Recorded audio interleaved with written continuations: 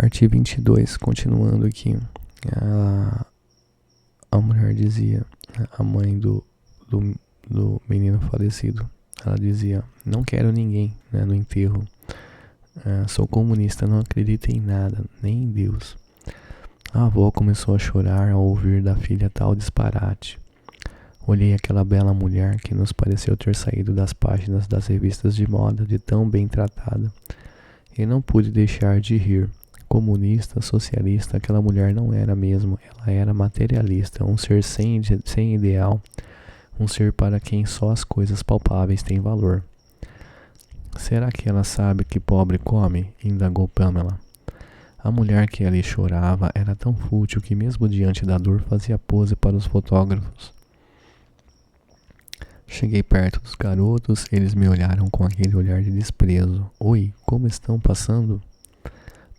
Pablo olhou para Henrique e perguntou: conhece o palhaço? Nem passa por minha cabeça um dia tê-lo conhecido. Desculpe-me, mas vocês não poderiam ter me conhecido. Tenho vários anos no plano espiritual. Mas eu os conheço porque trabalho contra os tóxicos e vocês dois gostam muito deles, não é verdade? Cale essa boca, ninguém sabe de nada, disse-me Henrique. Engana-se, estão nas mãos da polícia todas as drogas que vocês carregavam no carro. Por favor, nossos pais não podem saber. Sinto muito, mas nós não só socorremos os doentes quando eles o desejam, o que não é o seu caso. Engana-se, faremos tudo o que você desejar, desde que abafe o escândalo. Era só uma festinha de adolescentes. Adolescentes? Com tudo que é tipo de drogas? Só uma festinha? E depois, não sei por que temos a dele dar satisfação, interveio Pablo.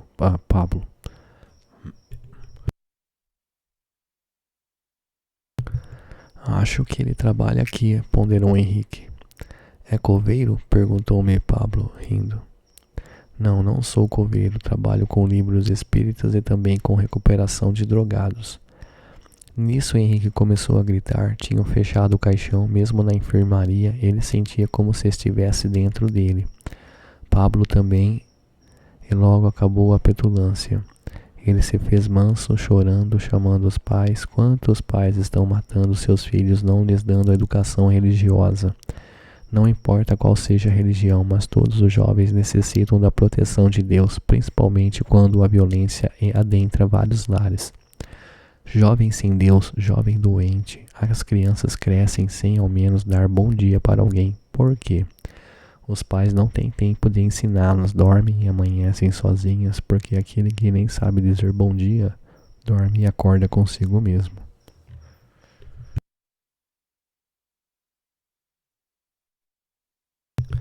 Quando os corpos desceram à terra, os dois precisaram ser medicados. Pablo gritava o nome da namorada, Henrique, muito estranho, apenas recordava as coisas materiais.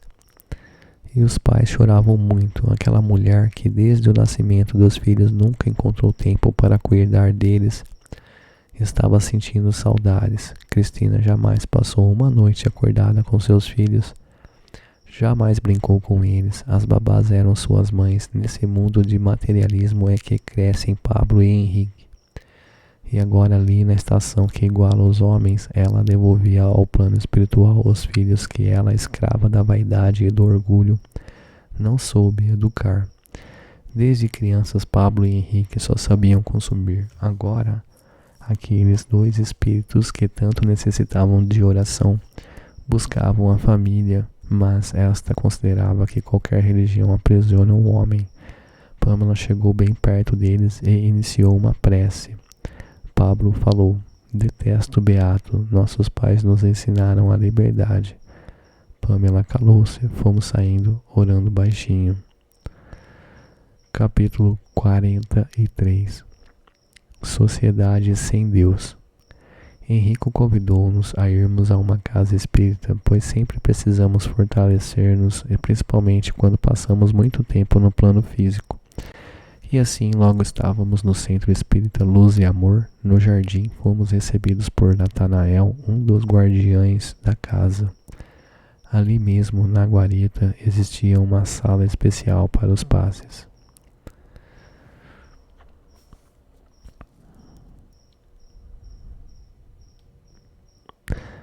Fortalecidos, adentramos a casa espírita onde a irmã M esperava-nos. Levantou-se e nos recebeu com aquele sorriso carinhoso. Logo estávamos com ela e outros irmãos que trabalham na parte espiritual do centro. Ela dizia a Henrico das imensas dificuldades que a casa vinha enfrentando. Ninguém queria pagar a mensalidade e quando convidados a fazer um almoço ou um bazar, poucos trabalhavam. O presidente da parte física do centro tirava do próprio bolso o salário dos funcionários, as despesas de luz e água. Fora isso, a parte doutrinária era perfeita, tudo obedecia aos postulados espíritas. Chegando a casa, o iniciante recebia orientação, seguida do tratamento espiritual. Após isso, se apresentava a primeira fase dos estudos, passando pela segunda e terceira fases, ao final a quarta fase, após examinado por irmãos capacitados, logo era encaminhado a um grupo de educação mediúnica. Aqui, dizia a irmã, ninguém tem autorização para falar sobre quem foi quem em outras vidas. Os orientadores têm de ser simplesmente auxiliares, de acordo com a necessidade de cada um. Por que alguns médios adoram dar mensagens de recém-desencarnados? Indagou Pamela. Não achamos que seja por mal e sim por uma vontade muito grande de ajudar, mas nem sempre temos condição de auxiliar, não é mesmo? Irmã, cada casa espírita deveria orientar seus dirigentes a evangelizarem seus médios. Médium evangelizado nada faz que vá contra a verdade. Como sabemos, o espírito recém-desencarnado fica muitas vezes em estado perturbador, demorando a voltar ao normal, a não ser quando o espírito tem conhecimento da morte, principalmente em se tratando de morte violenta. Um dia desses fomos consultados através de uma carta dirigida a médium. Um jovem havia sido assassinado e o seu corpo físico ficou todo deformado.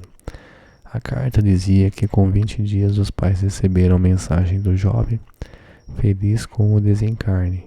A carta levou consolo àquela família, mas quem conhece a doutrina sabe que não é verdade.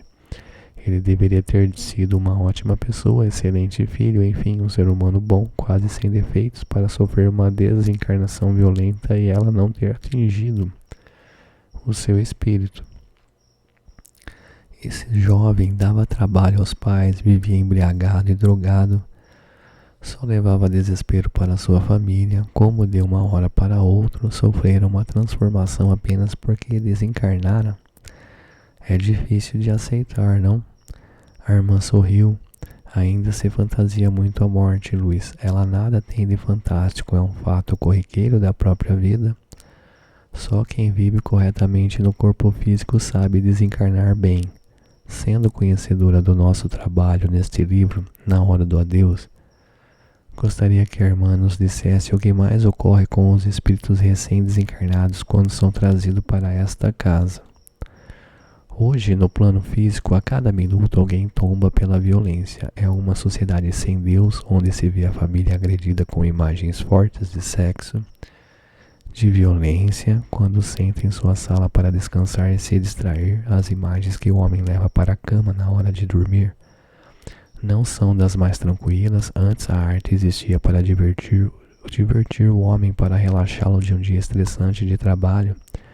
Hoje os pais de família, fastigados pela corrida aos bens temporais, não se livram da violência e dos abusos do sexo nem em seus próprios lares. O que está precisando urgentemente é o homem buscar a fé. Deus não se distanciou do homem. O homem sim é que não deseja lembrar que Deus existe. E sem Deus, sem amá-lo, sem crer na sua bondade, o homem fica cada vez mais apegado às coisas materiais e não crê que um dia terá de desencarnar. Quando isso ocorre, a perturbação se aloja em seu espírito materialista e este sofre por demais. Deixar a casa bonita, o poder, as viagens internacionais, os hotéis de luxo, as joias, os cartões de crédito, todas essas coisas fazem dele um prisioneiro da carne e do desespero. A doutrina espírita, irmã, ensina aos seus adeptos a caridade. Sem a renúncia dos bens terrenos não existe evolução. Não se concebe um espírita avaro. Não se concebe um espírita orgulhoso. Luiz tem razão, mas a cada dia os homens mais se apegam ao conforto do mundo físico e se distanciam do conforto da fé e do amor a Deus que é eterno. Irmã M, sabemos que o presidente encarnado desta casa encontra dificuldade quando se trata de pedir auxílio não só para os pobres como para as despesas da casa. Seria muito bom se seus presidentes das casas espíritas jamais precisassem pedir algo aos seus frequentadores. As casas espíritas estão no plano físico e, sendo tão materiais, infelizmente precisam para o seu funcionamento das coisas da terra que a terra tem. E o dinheiro e o óleo que lubrifica toda essa maquinária. Sem dinheiro para o progresso material da terra, ele é a mola de tudo. Se não pagamos a conta da água, ela é cortada. Assim também a energia elétrica, se não trocamos a telha quebrada que custa dinheiro, a chuva estraga o resto da casa. Se a pintura está ficando velha, temos de repintar o centro, e com tudo isso se gasta muito. Ignorar as necessidades materiais da casa é desconhecer a parábola de Jesus. Dai a Deus o que é de Deus e a César o que é de César. Devemos amar infinitamente a Ele e as suas criaturas e dar a César o que é de César. Saudando todos os compromissos, pagando em dia as contas, cuidando da propriedade, renegar o que a terra nos dá também não é certo. Temos de respeitar o que é do mundo físico, todavia tudo devemos fazer para não nos tornarmos seus escravos. Beijei as mãos de M, e Plácido, e Pâmela, e fizeram o mesmo, despedimo-nos. Capítulo 44. Consequências da infidelidade. O leitor deve ter notado que eu pouco falo de Plácido, é que esse amigo está sempre fazendo as anotações necessárias para o conteúdo deste livro. Quero que saiba, Plácido, que aprendi a amá-lo. Você, Pâmela e Henrico estão materializados no meu coração. Aprendemos muito com você, Plácido, sempre fazendo apontamentos tão valiosos para o livro. Luiz Sérgio, cada companheiro que conquistamos é uma árvore que plantamos. Feliz do homem que jamais fica sozinho, pois sempre encontra uma sombra amiga para abrigá-lo. Preocupamo-nos muito com o comportamento dos encarnados na hora do adeus, sendo essa a causa da nossa presença nesse grupo amigo.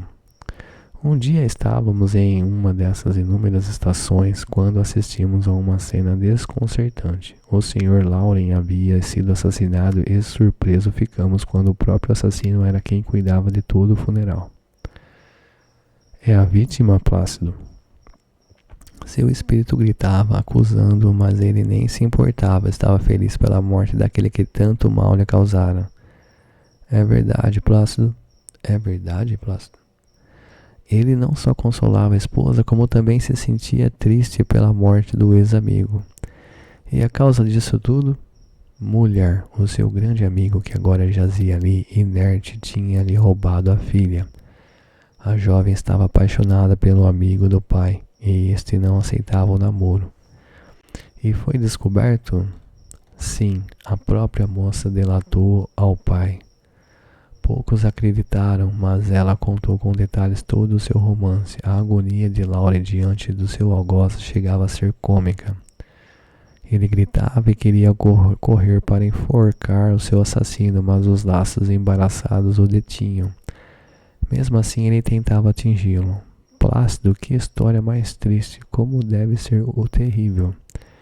Descobrimos que quem respeitávamos não nos era fiel. Antes de sermos chamados para este serviço, fazíamos algumas anotações sobre os fatos lamentáveis que ocorrem na hora do adeus. Verdade, Plácido, você pode nos contar? Ele sorriu e começou.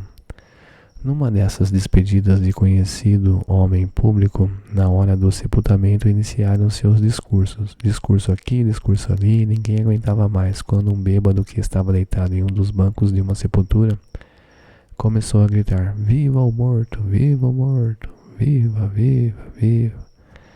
Ele nem precisou completar, era só gente correndo, dizia ainda o bêbado.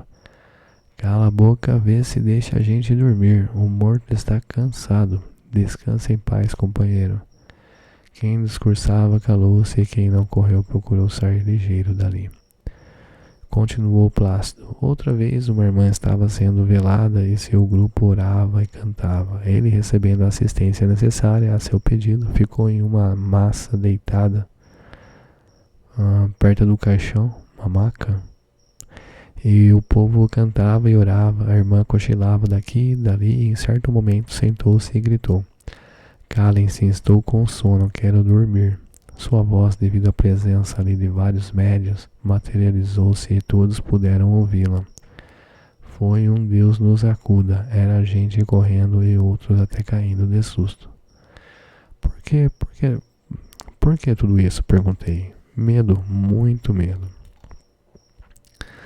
Como isso pode acontecer, Henrico? Foi uma materialização de voz? Sim, a irmã, de tão desesperada, utilizou-se da voz imantada de alguns dos presentes, o que tornou possível a sua materialização.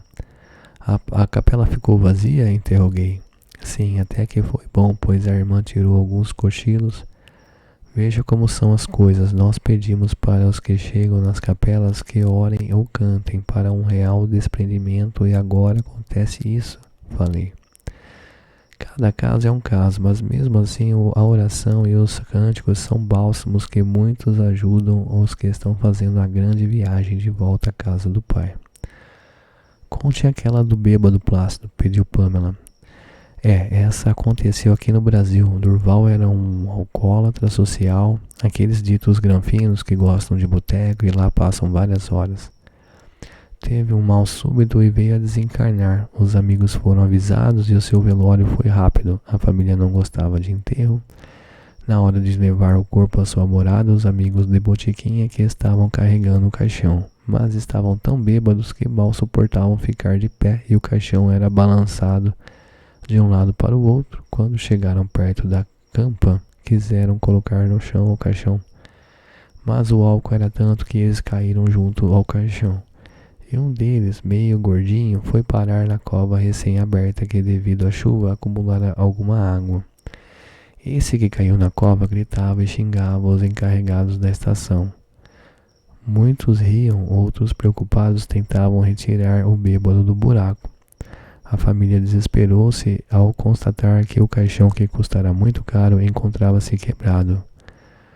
Foi um disse, uns diziam que Durval desejava levar o seu fiel companheiro, aquele que fez uma visita a uma campa, mesmo ainda no corpo físico. Quando saiu, muito sem graça, o seu terno era barro só. Plácido, tudo isso e ainda mais acontece na estação do adeus. Feliz daquele que ao levar o seu ente querido o faça com um leal procedimento evangélico. O homem, quando se propõe a se despedir de alguém, tem de comparecer bem vestido. Quando dizemos bem vestido, não queremos dizer enfeitado, mas sim discretamente vestido. Não se concebe assistir em uma capela a um desfile de modas ou a tais bermudas, mini-saias, enfim, roupas do dia a dia, não apropriadas para uma despedida onde as pessoas estão sofrendo tanto. Pamela contou o seguinte. Há tempos fomos também a um enterro de um político cuja esposa, segundo ou terceira, não sei, adquiriu um vestido preto para a ocasião e, por sinal, na hora do enterro, as câmeras da televisão retrataram uma bela mulher, muito bem arrumada, assim como os que dela foram despedir. Mas isso não faz mal ao que partiu, não é mesmo, Henrico? Luiz Sérgio, mas mal não faz, mas perturba. Quem desencarna precisa de leais amigos que lhe transmitam esperança na nova vida que irá iniciar. E as tais brigas entre a esposa e a outra. É filho chegando e o espírito que até ali soubera contornar tudo, vê-se impotente diante da realidade. Como aconteceu com Elisete. Ela amava Paulo e com ele tinha um casal de filhos. Paulo, homem muito bem educado, era excelente pai e marido, carinhoso. Elisete nem desconfiava que ele tinha outra, mas a morte o surpreendeu aos 45 anos. trazendo uma confusão que ele jamais podia imaginar. Na hora do adeus, quem chega? Susana, com 2 filhos de Paulo, de 6 e 8 anos. A esposa não acreditou no que viu. O desespero de antes cedeu lugar à revolta. Susana gritou, tendo as 2 crianças pelas mãos. A esposa, desesperada, não sabia o que fazer. O filho de Paulo pediu a Susana que se retirasse. Ela gritou, todos estes anos fiquei escondida, agora, nas últimas horas do meu amado, nada me tirará daqui. Elisete, que antes segurava a mão do marido com carinho, não sabia o que fazer.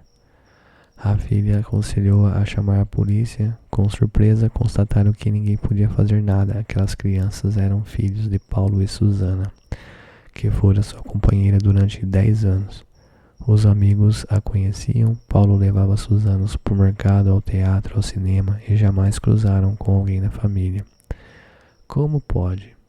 E o que aconteceu depois? Um amigo de Paulo pediu a Susana que ela ficasse quietinha, sem provocar escândalo, e ela, como dona do morto, não arredou o pé de perto do caixão. Elisete, olhando pela última vez o marido, foi se retirando devagar e algumas pessoas a acompanharam. Susana, a mulher que durante anos foi a outra, ali assumia o seu relacionamento com Paulo. A filha e o filho de Elisete ali ficaram para manter as aparências. Enquanto isso, Paulo, do outro lado da vida, em desespero, implorava a Susana que não fizesse aquilo com Elisete. Uma esposa perfeita. Seu único mal foi tê-la deixado nas garras de Susana, que o mantinham preso a ela. Paulo chorava e pedia que Elisete o perdoasse. Susana, com ar triunfal, mantinha-se ao lado de Paulo, junto àquelas crianças que não tinham idade para compreender o que estava acontecendo. Meu Deus, falei, pobre Elisete, naquele momento é que devem ter começado suas dores. Na hora da partilha, o vencimento será repartido, enfim, todos os seus bens serão divididos, pois existem menores. É uma briga penosa onde 2 mulheres disputam a herança de um homem. Elisete não teve forças para encarar Susana. Deixou Paulo sendo revelado por ela. Entretanto, também já assistimos a outro enterro que, quando a outra entrou na capela para velar o corpo, junto à esposa sofrida, esta, em uma crise de loucura, jogou sapato, vela, flores, coroa, tudo sobre a outra, que, apavorada, fugiu. A esposa não saiu dali mesmo diante das caras curiosas de alguns ditos amigos. A partilha foi feita como manda a lei, mas no velório do corpo venceu aquela que lutou por ele. Pamela, existem esposas adoráveis e vítimas de maridos infiéis, mas também existem as outras, dignas e muitas vezes mais esposas do que as ditas verdadeiras. Há mulheres que se propõem a uma situação desagradável de ser a outra e nada desfrutam a não ser o amor do homem escolhido. Tem razão, Luiz. Quem ama verdadeiramente não leva o ser adiado ao ridículo, mesmo deitado em uma capela inerte. Achamos que a hora do adeus não é o momento de alguém se considerar dono daquele que desencarnou. O que ama e respeita jamais irá até o cemitério reclamar por direitos que até ali eram desconhecidos, muitas vezes pela família daquele que partiu. Cada caso é um caso, disse Henrico. Claudine viveu ao lado de Leonel durante 25 anos. Era a outra. Tiveram 3 filhos. Político vivia viajando. A esposa de Norá não desfrutava de sua companhia. Ficavam sempre separados. Ela aproveitava a posição do marido para dar festas. Claudine era para Leonel a esposa que trabalhava, lutava para o seu crescimento político. Dinorá, deslumbrada com o poder, só desfrutava dele. Era orgulhosa, esposa indiferente. Tivera um único filho que dele quase não cuidou, largando-o com as babás. Leonel era feliz com a Claudine. Dinorá nunca soube. Ou melhor, jamais quis saber da vida amorosa do marido.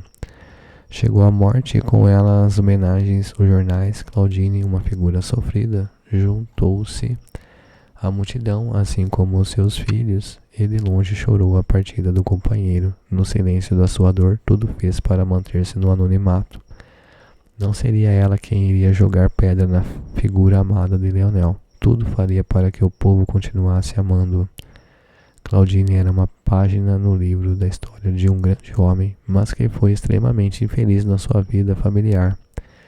O grande amor não é aquele que faz guerra, mas é aquele que deposita no túmulo da vida uma rosa silenciosa de respeito àquele que parte. O certo é jamais construir a felicidade com a lágrima ou o desespero de alguém. Henrico convidou-nos a irmos à casa de Ludmila. E aqui encerro essa parte. Até a próxima.